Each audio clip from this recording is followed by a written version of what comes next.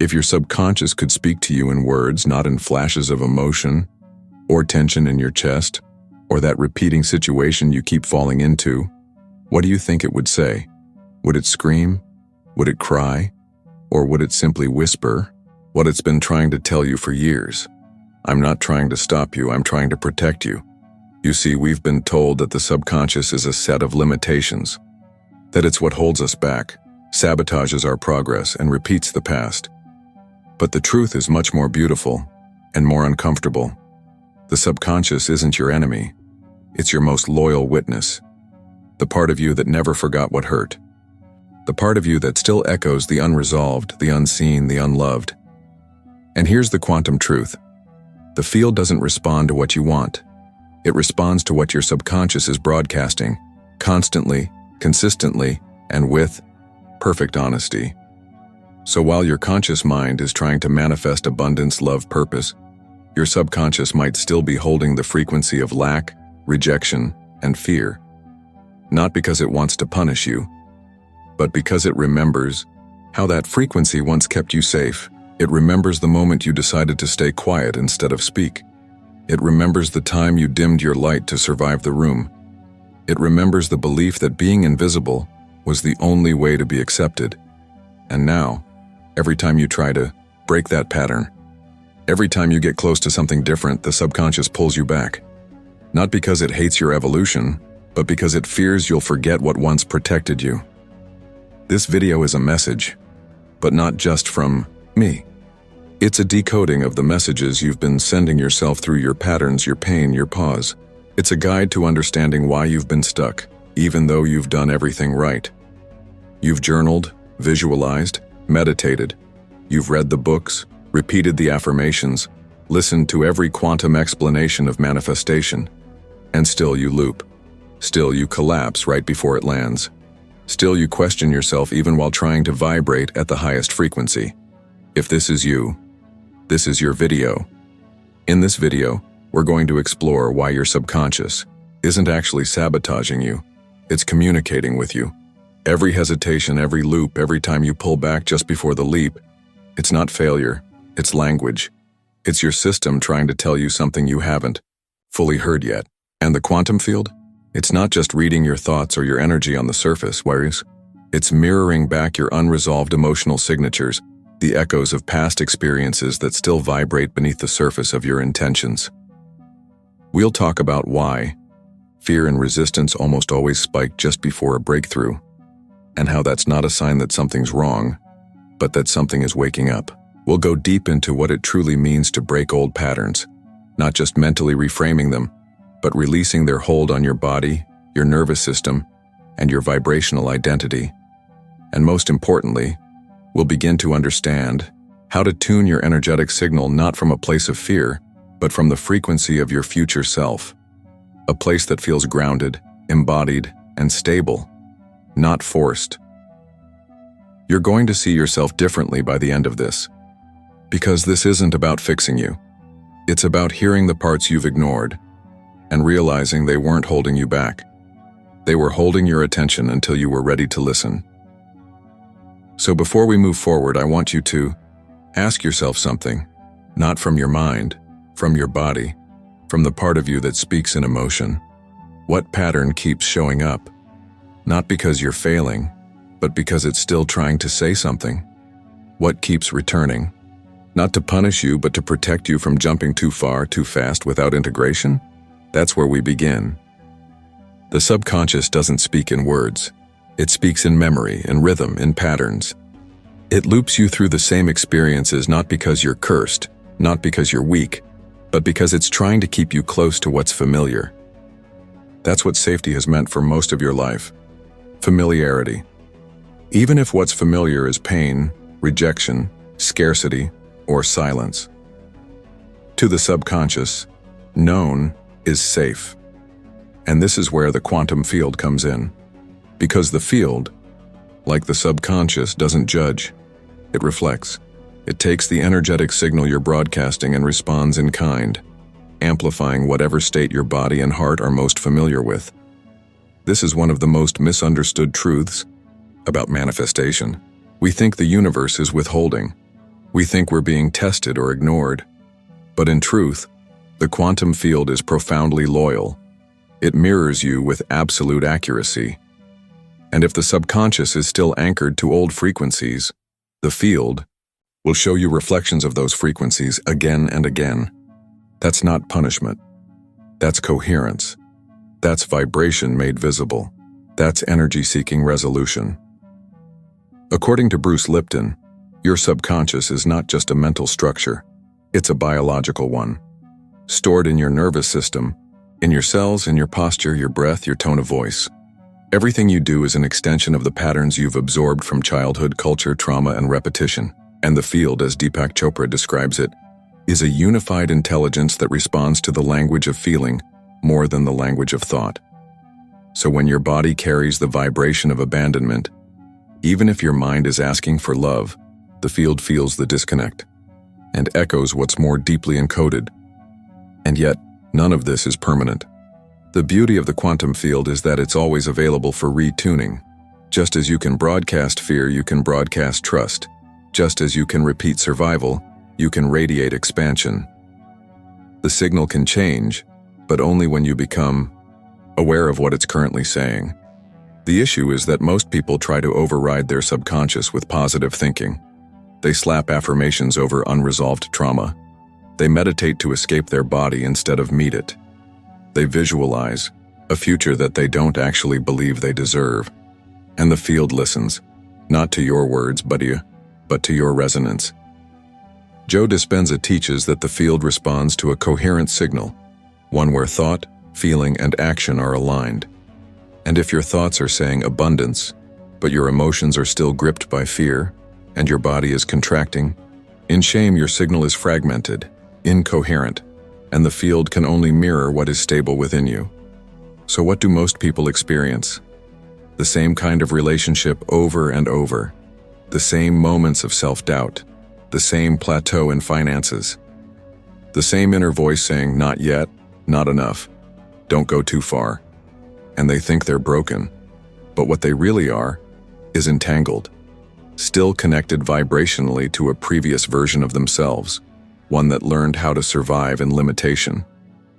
The field doesn't hold you there. It just meets you there. Let's make this even clearer. Imagine the field as a frequency tuner. It doesn't care what you ask for.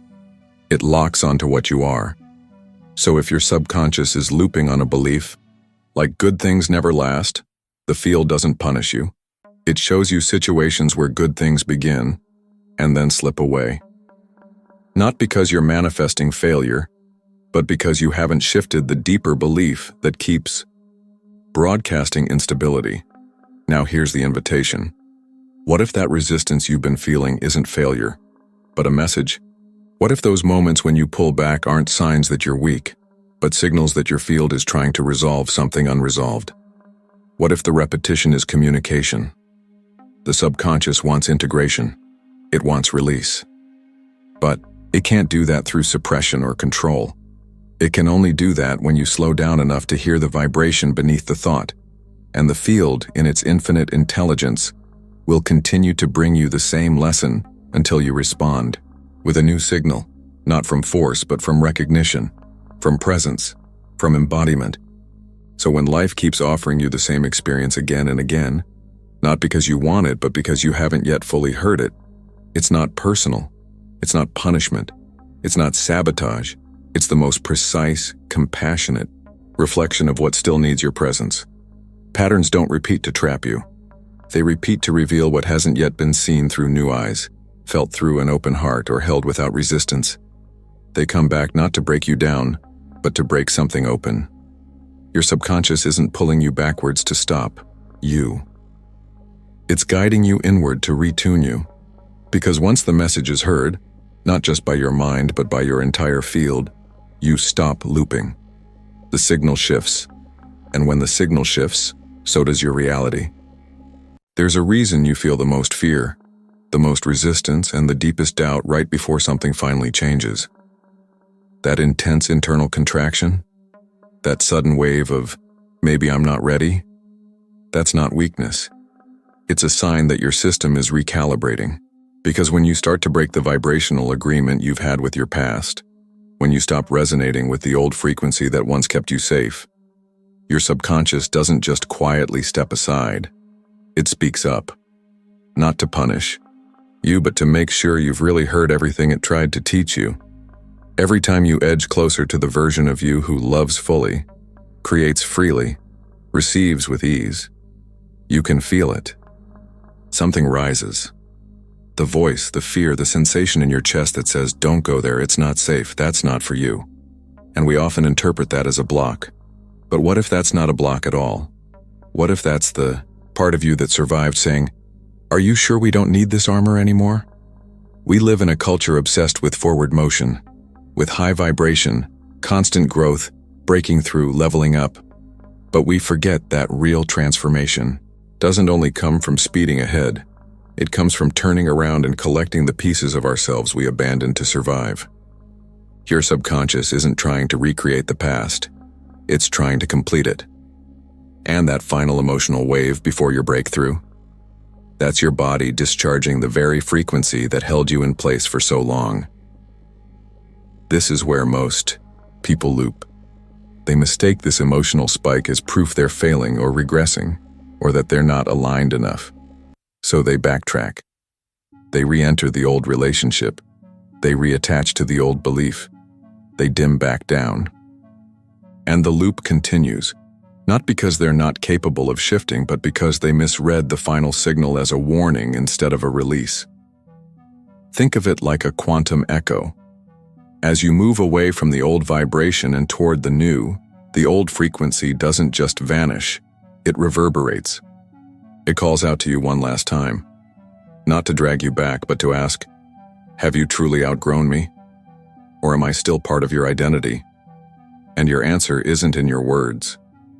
It's in what you choose next, in how you respond when everything in you wants to retreat to comfort, but something deeper in you knows that comfort is the cage. You're not just letting go of an external pattern. You're letting go of a version of you who built their world around that pattern. And grieving that version is part of the shift. Feeling the sadness, the hesitation, the shakiness of standing in new energy. That's not weakness. That's evidence that something real is happening. That your subconscious is being rewired not just intellectually but emotionally. That you're releasing the frequency, not just the memory. And the quantum field? It listens carefully in this moment. Because this is when your signal gets clearest. Not when you're chanting affirmations on a good day, but when you're in the middle of an old storm and you choose consciously not to collapse into the past again. That moment of choice, small, quiet, internal, sends a surge through the field. It tells the universe, this time I'm not reacting. This time I'm choosing from who I'm becoming. And the field responds in kind, not always instantly, not always with fireworks, but with alignment, precision, and expansion that matches your new coherence. So if you're feeling shaky, if you've been spiraling, if things feel emotionally heavier than usual, you might not be breaking down. You might be breaking through. Because the subconscious doesn't surrender easily. It asks you to prove, not with perfection, but with presence, that you're ready to live in a new frequency. And that proof isn't something you perform. It's something you embody. Now ask yourself, when I feel myself slipping back into the old story, what am I really being asked to listen to? What part of me is rising up, not to punish, but to be witnessed, to be honored, to be gently released? Because once you hear it clearly, it no longer has to repeat itself. The loop dissolves and you shift. The subconscious doesn't stop speaking just because we try to move on. It doesn't get quieter just because we've decided we're done with the past. In fact, the more you try to override it, the louder it becomes, not through words, but through emotion, through discomfort, through self-sabotage disguised as delay, doubt, or distraction. That's why healing isn't about shouting affirmations over the noise. It's about learning how to listen differently. Because underneath every recurring pattern is a question, and the moment you stop trying to fix it and instead start listening to it, everything begins to change. What if that doubt that hits you late at night isn't your enemy, but your younger self asking, will I still be loved if I succeed? What if that recurring resistance to receiving isn't because you're unworthy, but because a part of you still believes receiving means owing? What if the very things that keep you stuck are just stories waiting for acknowledgement? This is what Deepak Chopra refers to when he says that true transformation begins with awareness, not force. And it's echoed by Bruce Lipton when he reminds us that belief systems aren't just thoughts, they're biological imprints. They live in your nervous system, in your reactions, in your ability to stay still when discomfort arises. So if you want to change your outer world, it starts with how you meet your inner responses. The more you fight the resistance, the stronger it becomes. But when you meet it with presence, with breath, with awareness, and it softens. Because the subconscious is never screaming for change. It's whispering for connection. This is where quantum presence comes in. You don't collapse a new timeline by visualizing harder. You collapse it by standing fully in the energy of now, no matter how chaotic, messy, or emotionally charged it is. The version of you who lives your dream life doesn't avoid hard emotions. They've just learned to stay regulated inside them. They've stopped abandoning themselves when fear speaks. They've stopped rushing into survival mode when expansion triggers vulnerability. That's the real shift. Not avoiding discomfort, but no longer identifying with it. So how do you begin to retune your field when the signal is coming from a place you don't fully understand? Start simple. Pay attention to what keeps coming back, not just externally, but inside your body. What thought repeats when you take a risk? What emotion spikes when you get close to receiving something new? Where does tension show up when you try to rest? These aren't obstacles, they're messages. Each one is a frequency that's been waiting for your presence, not your perfection. Begin to meet those moments differently. Instead of reacting, observe. Instead of controlling, breathe. When a familiar discomfort rises, say to yourself, I hear you. You've kept me safe, but I'm choosing differently now. That internal dialogue becomes a new vibration, one that the field immediately registers. You're not forcing the shift. You're stabilizing it from within. Joe Dispenza often says that the moment you can observe a thought or emotion without becoming it, you are no longer in the past. You're in the quantum, the now. And from that space, new timelines become accessible, not just as concepts but as felt realities. But it requires something most people resist: patience, stillness, repetition, not of effort, but of return. Returning to your center every time the old frequency knocks on your door. Returning to your body when your mind wants to escape. Returning to truth when old fear tries to dress itself up as logic. Now I want you to try something. Take a moment. Breathe slowly. And ask yourself, what pattern keeps returning in my life? Not because I'm broken, but because it's asking to be broken, consciously, lovingly, and with reverence. If a word comes to you in just one, let it stay with you. That word is your signal. That word is the vibration that's asking for your presence. Maybe it's control, or worthiness, or forgiveness, or trust. There's no right answer, just honesty.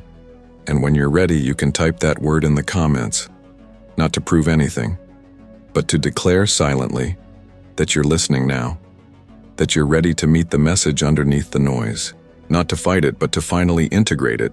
Because once you do, you're no longer reacting to the subconscious, you're responding with awareness, and that's when the field responds differently too. There's something powerful that happens when you stop trying to become someone new, and instead start remembering who you were before the world told you who to be. When you stop chasing quantum shifts like distant destinations and start realizing that they happen the moment you tune into the frequency of who you truly are. That's not poetic language, it's physics. Frequency precedes form. Emotion precedes outcome. Energy organizes matter, the version of you that you keep glimpsing in dreams and brief moments of clarity, in flashes of inner knowing. That version isn't fictional. It's not aspirational. It exists now. The only thing that keeps you from living in that reality fully is the signal you're still sending out. And now you understand where that signal comes from. Not your vision board, not your conscious desires, but from the emotional code your subconscious has been running since. You were too young to know you had a choice, but you have a choice now. You can choose to hear those patterns differently. You can choose to let your nervous system settle even when the mind is spinning. You can choose to show up for yourself in moments when the old you would have collapsed, retreated, or shrunk. And each one of those choices is a declaration to the field. I'm ready to stop repeating. I'm ready to start resonating. You don't need to control the quantum field. You're not here to manipulate it or trick it into giving you what you want. That's not how this works. The field doesn't speak force, it speaks coherence. And the more coherent your energy becomes, the more your heart, your mind, your body, and your actions speak the same language, the more the field responds in ways that feel effortless, aligned, and real. But coherence doesn't come from pretending everything is fine. It comes from feeling what's real and staying grounded in the truth that you are still safe, still whole, still worthy, even in the midst of uncertainty. That is what stabilizes your frequency. That's what creates the kind of inner resonance that the outer world can't help but reflect. And when the old patterns come knocking, because they will, you won't panic. You'll recognize them. You'll say, "Thank you for protecting me, but I don't live there anymore." And in that moment, something profound happens. Your subconscious no longer has to scream. The loop no longer has to repeat. The field no longer mirrors fear. Because the signal has changed. Because you've changed. You are the signal. And the field is always listening. So the real question becomes, will you choose to tune to it, fully, unapologetically, and consistently, until it becomes the most natural thing in the world? Because when you do, the quantum responds. Drop a word in the comments that describes your next shift. It can be trust and flow, release, or anything that feels right. Your word becomes part of your signal. And if this touched you, hit subscribe. Let's keep growing together. Not from a place of force, but from a place of alignment, curiosity, and real connection. You're not alone in this. This space was created to help you remember what you've always known. You are energy, you are possibility, and you are the field, in motion.